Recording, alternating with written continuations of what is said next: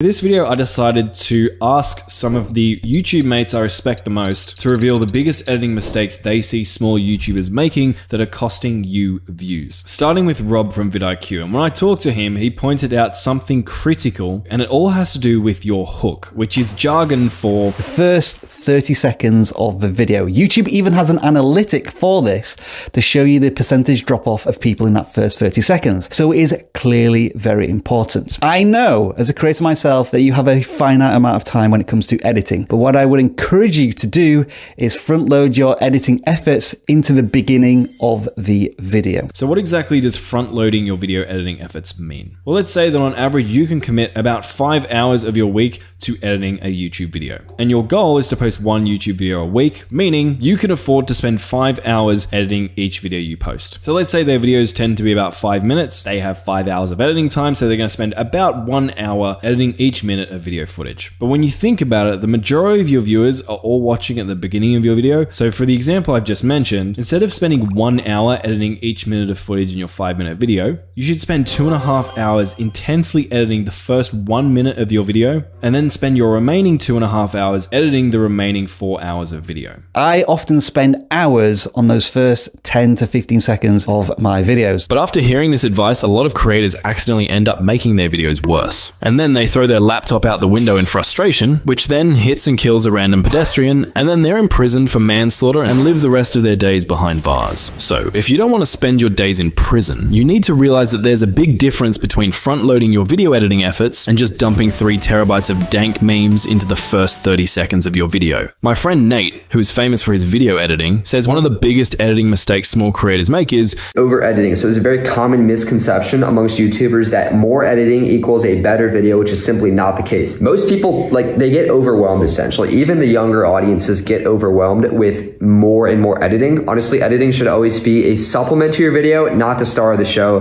The star of the show is always the value that you provide in your content, so only edit as much as you need to. So if you're creating an entertainment video and more editing makes the video more entertaining, Nate approves. If you're creating an informational video and more editing makes it easier for people to learn what you're teaching them, Nate approves. But if you turn your editing timeline into a game of Tetris that doesn't add any real value, Nate will personally come to your house and delete your project files. That's enough. So what are some practical ways you can actually make your edits better without over-editing? Well, my friend Nate has some words of wisdom. Now there are 2 of them. Let's say you're doing a talking head or something where you're using your voice to narrate something, and you have multiple takes, and maybe you repeat yourself a couple of times, and you don't trim off that second or that half second in between takes.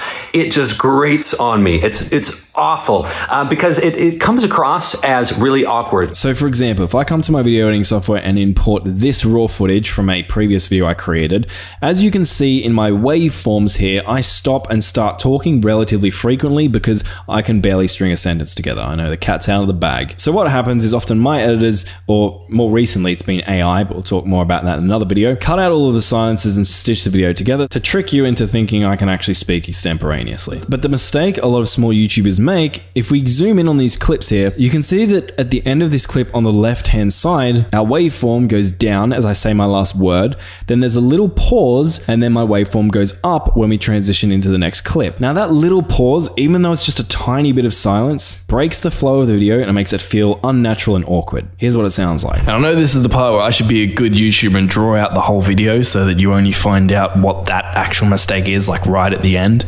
But I'm just going to reveal what it is right now. So what we actually want to do is trim off the ends of these clips and put them close enough together so that that awkward pause isn't there. Now, sometimes you can just do this with what's called a jump cut, which is where I literally just have one piece of footage back to back with another like this. But sometimes, especially with talking head videos, this doesn't work very well because, for example, sometimes my facial expressions might be a bit weird in between transitions because I haven't finished fully speaking the word. And so to fix this, we can do what's called a J or an L cut. What you're going to do is you're going to separate your audio from your video track. On Premiere, you can do it by clicking on this track, holding your Alt key and then dragging it in. Now you can see that I can adjust the length of my video track separately from my audio track. Then what I'm going to do is drag this over here like this and join these together. And so what we're trying to do is use the audio from the first clip to transition to the next clip. This here is called an L cut, as you can see by the shape. If it's still jarring or doesn't work, we can do a J cut, which is just the opposite of an L cut. So something like this might sound better. Let's take a look. You only find out what that actual mistake is like right at the end. I'm just going to reveal what it is right now. Now, if it does sound a bit unnatural, all you have to do is experiment with the exact spacing here, but usually something like what I've just done here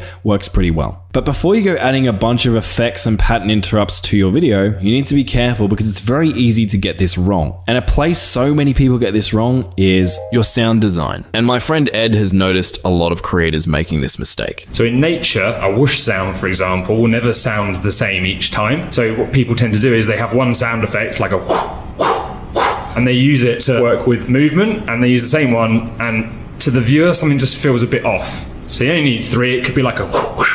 It would make such a difference just alternating them. I think I'm going to use Ed's whoosh sound effects for the rest of this video. Now, as Ed mentioned, a lot of pro sound effects packs will come with multiple variations of the same sound effect. But if you don't have that luxury, you're in luck. To save you the pain of searching for sound effects, I'm going to give you my 200 sound effects pack for free. Normally it's $35, but if you go to the link in the description of this video, you'll hit a page that looks like this. And all you have to do is enter your email address, and I'll send you access to my 200 sound effects pack for free. The next thing I'd say is when people use the wrong music for the tone. So if you are in a part of your video that is supposed to be exciting and you're using a track that's kind of slow. This is the most expensive firework in the entire world, and it cost me over $160,000. It feels disjointed for the viewer. And on the same side of it, if you are just talking in kind of a monotone way and the music's really upbeat, you need to make sure that the edit and the tone of your voice match to tell the right kind of story. Otherwise, it just doesn't work. So that's a big mistake, is not understanding really how to use music. And my friend Nate, who you met earlier, has a similar pet peeve. This happens a lot of times when I'll see people come to me and they'll say, you know what, I just felt like it was a little bit slow, so I just put some upbeat music in there. Music should not be used that way. Music is used to enhance what is already good with the pacing or the energy of a video. And if you're thinking of music as a way to patch up or bandage something that's dragging, I would prefer that you re-record it. The principle here is we want the audio and video pacing to sync up, or else something will feel off and you'll lose viewers. But as my friend Nick shared with me, music and sound effects aren't the only things you need to think about. My pet peeve is when people are using B-roll or graphics on the screen that are not relevant to what it is that they're talking about. There's nothing worse than watching a video and having a bunch of things showing up on the screen that are not related to what the content creator is sharing or showing, because it makes everything confusing and kind of leaves you thinking, like, does that even, like, what are they? If you're doing it, stop it. Get some help. And speaking of things that really bug me and kill your views, my mate Robert hit on something which, if I catch you doing it after this video, I will personally fly to your house and do this to your computer. He explains it here. The number one editing mistake that I see people make over and over again, especially when it comes to YouTube Shorts creators, is they have text on the screen that's covering the title. This makes it absolutely impossible to read the title, makes it absolutely impossible to read the text that's on the screen, or they'll choose text that's like has absolutely no contrast to the background in which they actually have the text. And again, it makes the same effect. If it makes it too hard to read it and it doesn't look pleasing to the eye, I think so many people just end up swiping away. I especially see this with people that are trying to be like aesthetically pleasing and they're wearing a pink shirt and they have pink text across it, and it just makes it absolutely impossible to read and really hard to look at. Now, I'm sure you can see the problem here, and there are 3 main ways that we can fix this. The first is you can add a very heavy, what we call stroke, which is basically an outline around your text. The most common examples of this are where people use white text and then add a black stroke. You can also try using an effect called the drop shadow. It's going to add a shadow behind your text. It's not as harsh as the stroke. It can distinguish it just that extra little bit that it needs. And the third popular way to do this is by adding an actual rectangular background behind your text. Now that people can actually see the text you're using in your videos, my mate JV, who's actually the senior editor for this channel you're watching right now, had a great tip for small YouTubers who want to get more views. So it took me quite a while to learn this, but if you're not building your own assets library or creating your own presets, then you're wasting a lot of time. Basically, an asset library is an assortment of music, B-roll, graphics, and memes that you can simply drag and drop into your video project to speed up your workflow. So here are some good resources to help you get started. First up, we got Reli's editing pack. It's got some cool sound effects, memes, and green screen videos. Next up is Ekolu's editing pack, which has some funny clips but also has a Premiere Pro preset file that has a lot of cool effects. Next up is Premiere Composer by Mr. Mr. Horse. I only edit using Premiere Pro and After Effects, but this plugin is insanely useful and 100% free. It has a bunch of cool text presets, transitions, but here's the game changer. It has this user library feature where you can add your own asset folders, access them within Premiere Pro, and just drag them into your project. Now the video is almost over, but I have one more big mistake that I really want to talk to you guys about. One, because I like the sound of my own voice. Not really. But two, because it really frustrates me when you guys do this. It's something that is done regardless of the style of video, whether you're doing talking head, whether you're doing gaming, and that is not directing the eye of your viewer. So the human eye and mind can only properly focus on one object at a time. And your YouTube video isn't one object. Your YouTube video transports them into a little world where there are multiple different objects to focus on the screen. And sometimes, especially if there's a lot going on or there's something subtle that happens, it can be really easy for your viewers to miss that thing. And so you want to make sure that throughout your entire video, there is always a primary point of focus that your viewers' eyes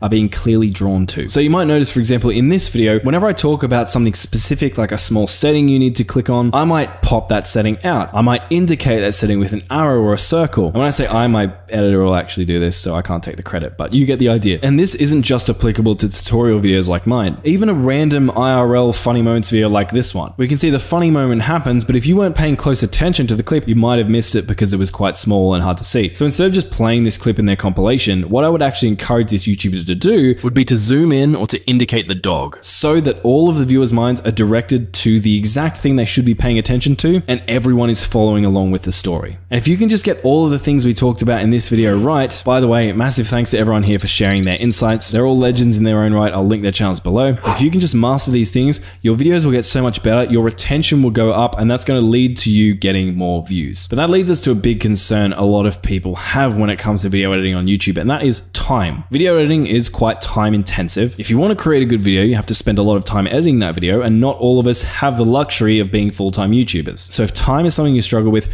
check out the video on screen. I'm going to show you what is probably my favorite AI video editing tool right now. It helps me automatically edit massive chunks of my video and save so much time. I promise you, you're going to love it. So check it out. I'll see you there.